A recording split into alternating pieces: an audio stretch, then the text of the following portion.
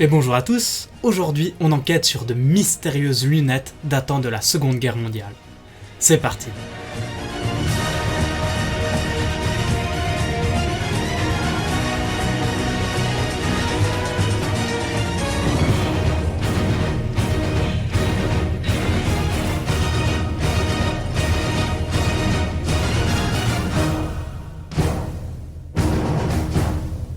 Et oui, c'est bien un nouvel épisode des objets historiques que je possède, mais celui-là est un peu particulier car c'est une enquête. En effet, j'ai trouvé ces lunettes en brocante, un peu comme tous mes autres objets. Cependant, j'ai pas tout de suite compris ce que c'était. Alors oui, je suis pas con, j'ai vu que c'était des lunettes, mais ça s'est un peu arrêté là. Du coup, j'ai fait mes recherches et je vous invite à suivre mon raisonnement.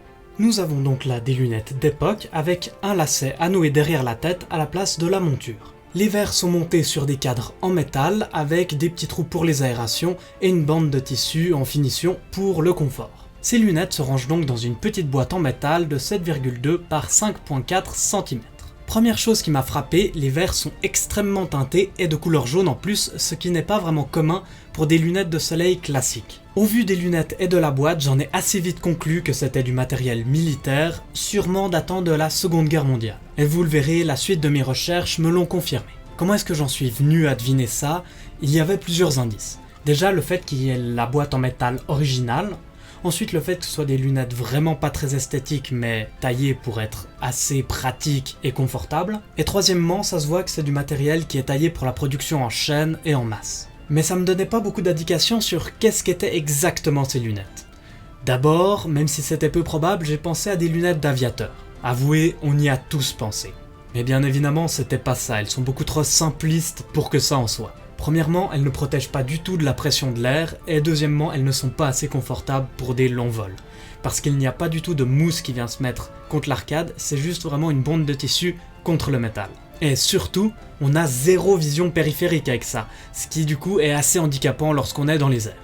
Donc, c'était pas ça. En comparaison, voilà des lunettes d'aviateurs français, américains, japonais et allemands. De plus, vous ne vous rendez peut-être pas compte à la caméra, mais il y a une énorme protection solaire, c'est presque un peu trop pour voler. Cette énorme protection est en plus teintée en jaune, ce qui signifie qu'elles sont faites pour un environnement très lumineux. Ensuite, je me suis dit que c'était peut-être des lunettes de motard. En effet, la moto était très utilisée durant la Seconde Guerre mondiale, et par toutes les armées. C'est déjà plus proche de la réalité, voilà à quoi ressemblent des lunettes de motard allemandes. Mais là encore, cette énorme protection solaire n'était pas du tout pertinente. Cette forme de lunettes restait donc un mystère. Mais du coup, est-ce que ce serait pas tout simplement des lunettes d'infanterie? En effet, en pleine journée, des grosses teintes sur les verres peuvent être un atout. Relativement confortable pour faire du sport, tient solidement, facile à mettre, mais de nouveau il y a cette énorme protection solaire teintée en jaune qui n'est pas forcément pertinente, et surtout cette vision périphérique altérée. C'est en patinant dans mes recherches que j'ai décidé de regarder ces lunettes de plus près. Alors, j'ai vu de petites inscriptions patinées sur le côté du cadre en métal, Faek Shiaso. Et ça ne me disait absolument rien. Mais heureusement, j'ai un ami qui s'appelle Google, et là, bingo. Un site de vente qui a plus d'infos que ce que moi j'en ai. Première info qui me manquait, mais dont je me doutais un petit peu, ce sont des lunettes de l'armée suisse. Ensuite, j'avais raison, elles dataient bien de la Seconde Guerre mondiale. Cependant, il me manquait toujours l'information principale, à quelle fonction étaient attribuées ces lunettes. Et là, tout est devenu logique. Ce qui signifie qu'elles sont faites pour un environnement très lumineux, relativement confortable pour faire du sport, tient solidement, facile à mettre. Nous avons donc un environnement présent en Suisse, très lumineux, où l'on fait du sport, mais qui est également une fonction de l'armée suisse. Mais évidemment, ça devient logique, le ski. Tous les auditeurs qui en sont venus à la même conclusion gagnent un grand sac à Maccabée. Sac à Maccabée, Je sais exactement ce que vous allez me dire. Quoi? Des militaires skieurs? Eh ben oui, la Suisse est remplie de montagnes et bien souvent ça sert de frontière naturelle comme avec la France, l'Allemagne, l'Italie, qui sont tous les trois des pays très impliqués durant la Seconde Guerre mondiale. Une brigade a donc été composée pour patrouiller et sécuriser les montagnes suisses. La brigade d'infanterie de montagne 10, surnommée BR Inf Mont 10. Elle a été créée aux portes de la Seconde Guerre mondiale en 1938 sous le nom de Brigade de montagne 10. Durant la guerre froide, elle a évolué en division de montagne 10 en 1961 pour être précis, avant de prendre le titre actuel en 2004. En allemand, elle se nomme Geburtsdivision 10, réduit en Geb Div 10. Désolé pour la prononciation, c'est pas comme si j'avais fait 7 ans d'allemand à l'école. Merde en fait si. Gebirgsdivision 10. Ces lunettes équipaient donc 6 régiments d'infanterie, comme on peut le voir sur cette photo de leur équipement. Car comme vous le savez sûrement, en montagne, il y a énormément de lumière qui se reflète sur la neige, des grosses protections solaires sont donc obligatoires. Et du coup, les verres teintés aident beaucoup à protéger de cette lumière, comme sur les lunettes de ski actuelles en somme. Leur équipement était taillé pour la vie en montagne et ces lunettes n'y échappent pas. Mais du coup, à quoi elle servait cette brigade d'infanterie de montagne 10 ? Déjà, fait intéressant, c'est l'une des rares brigades suisses majoritairement francophones. En effet, elle était composée de 2 régiments, un vaudois et un valaisan. D'abord composée de 11 000 hommes, elle a atteint un effectif de 35 000 soldats. Ce fut le brigadier Julius Schwartz qui fut désigné pour prendre la tête de ces régiments. Ce dernier était l'un des acteurs majeurs de l'armée suisse durant la Seconde Guerre mondiale, du haut de son grade de colonel commandant de corps, le grade le plus élevé de l'armée en temps de paix. Il n'y a que le général au-dessus de lui, mais l'armée suisse n'en désigne un uniquement en temps de guerre, et pour 39-45 c'était le général Guisan. D'où le fait que dans absolument toutes les villes de Suisse, il y a l'avenue du général Guisan. La première mission de la brigade de montagne 10, ce pourquoi elle a été créée, c'était tout simplement de défendre les cols du sud des Alpes face à la Haute-Savoie française et à l'Italie. En plus d'être une force dissuasive importante, la brigade de Julius Schwartz joua un rôle clé durant la tragédie de Saint-Gingolf, une violente répression SS contre la résistance française. En effet, la Suisse était neutre durant ce conflit, mais c'est ça qui rend cette histoire aussi intéressante. Laissez-moi vous la raconter. Juillet 1944, rive sud du lac Léman, France. La concentration et le stress règnent à cette réunion des francs-tireurs et partisans, l'un des principaux groupes de résistants français. Un plan est en pleine préparation afin de commencer à libérer la France savoyarde. La première étape est une attaque à Saint-Gingolf, le 14 juillet. Elle est cependant repoussée au 22 juillet 1944, au suite d'une altercation avec une patrouille allemande dans le village de Vinziers. Effectivement, sans l'effet de surprise, le plan est voué à l'échec. Au petit matin du 22 juillet, les maquisards, nom donné aux résistants, partent en direction de Saint-Gingolf. Ils se séparent en 2 groupes.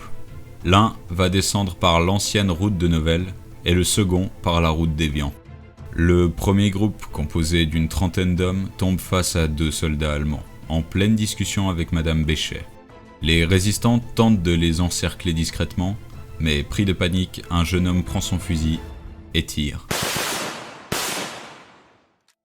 La femme ainsi que l'un des soldats meurent sur le coup. Le deuxième, blessé, réussit à s'enfuir et se cacher. Alertés par les coups de feu, les Allemands, en repos à l'hôtel de France et à l'hôtel Beau Rivage, se postent aux fenêtres.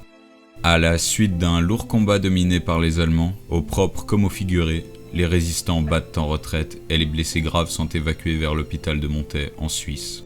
Néanmoins, une dizaine de soldats allemands furent tués. Cependant, la commune de Saint-Gingolf a une particularité. Une partie du village se situe sur territoire français et l'autre en Suisse. Inquiet au sujet de potentielles représailles allemandes, André Chaperon, un capitaine de l'armée suisse et président de la partie suisse de Saint-Gingolf, se rend sur le territoire français pour parlementer avec le capitaine Hartmann, chef de la garnison allemande. Ce dernier lui affirme que les ordres sont de raser l'entièreté du village français.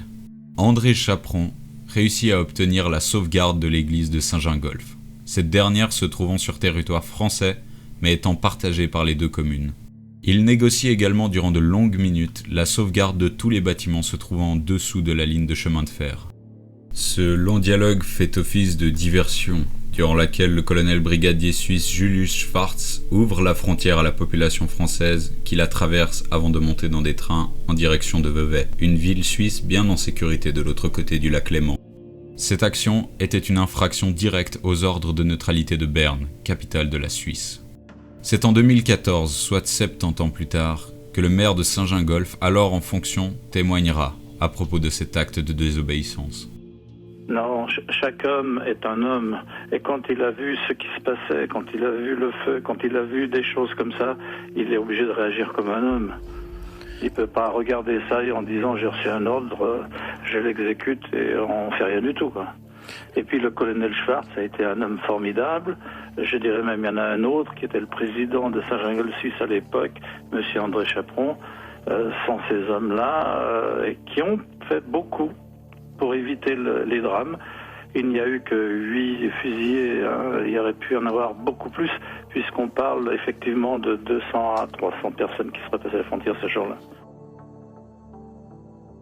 Le lendemain, 23 juillet 1944. Le vrombissement des sidecars se fait entendre sur la route reliant Annemasse à Saint-Gingolph.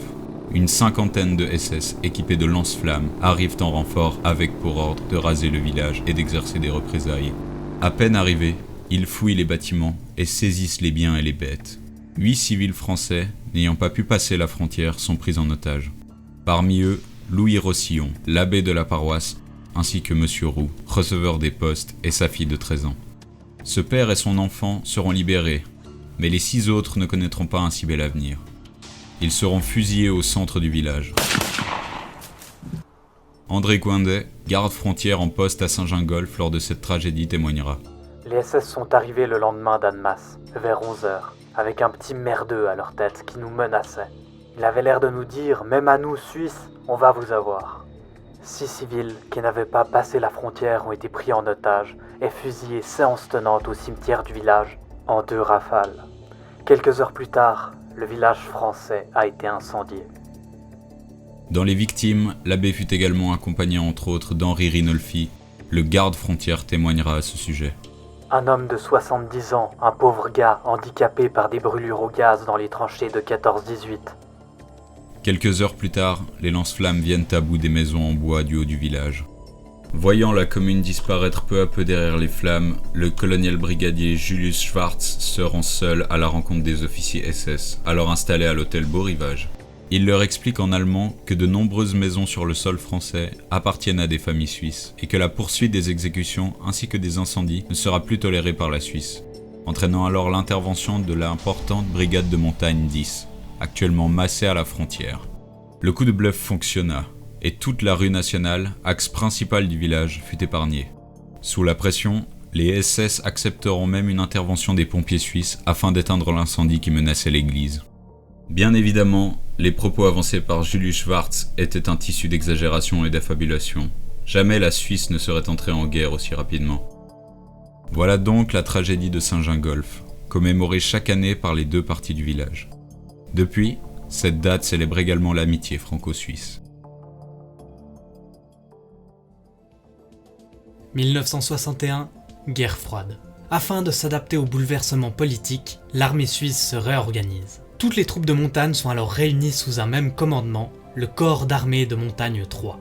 La brigade évolua alors en divisions composées de 3 régiments, le régiment d'infanterie de montagne 5, 6 et 7. Ils couvraient respectivement le canton de Vaud, Valais et Fribourg. Toujours la même mission, protéger d'une invasion ennemie par les montagnes au sud. Cependant, ils avaient désormais également la tâche de protéger les flancs des armées de campagne et des aérodromes romans, c'est-à-dire en Suisse francophone. Après avoir pris son titre actuel en 2004, la division fut finalement dissoute en 2017 après être devenue gentiment une unité de réserve. Cependant, il reste encore de nombreuses unités de montagne en Suisse, dont le bataillon d'infanterie de montagne 7 pour la Suisse francophone.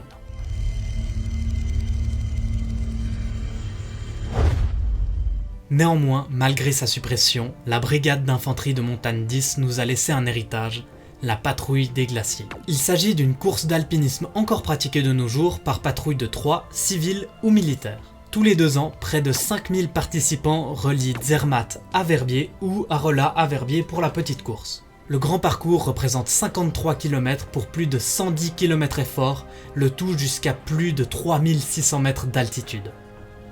Le record du monde est de 5h35. C'est vraiment impressionnant. Et voilà, cette vidéo touche à sa fin, je trouve vraiment incroyable à quel point un si petit objet peut avoir autant d'histoire derrière lui. J'ai pu voir que c'était un format qui vous plaisait beaucoup avec vos retours sur la dernière vidéo, du coup je vais continuer avec tous les objets qui me restent et vous allez voir, vous allez être surpris. Au passage, les stats montrent que vous êtes beaucoup à regarder nos vidéos sans être abonné. Mais abonnez-vous, ça prend 5 secondes, c'est gratuit, et au moins vous serez notifié quand une nouvelle vidéo arrivera. Si vous mettez la cloche bien sûr. Bon, j'espère que vous avez apprécié la vidéo, c'était Firerock de Galimadias, Sur ce matelot, rendez-vous au prochain port. Eh salut boucanier, si tu as aimé cette vidéo, alors tu aimeras les autres où on parle d'histoire. Comme celle-là à gauche, où je te raconte le jour où les États-Unis ont envoyé une bombe nucléaire dans l'espace. À droite, c'est une vidéo que le robot de YouTube a décidé de te montrer, et au milieu, tu sais sûrement ce qui se passe. Allez, à la prochaine boucanier.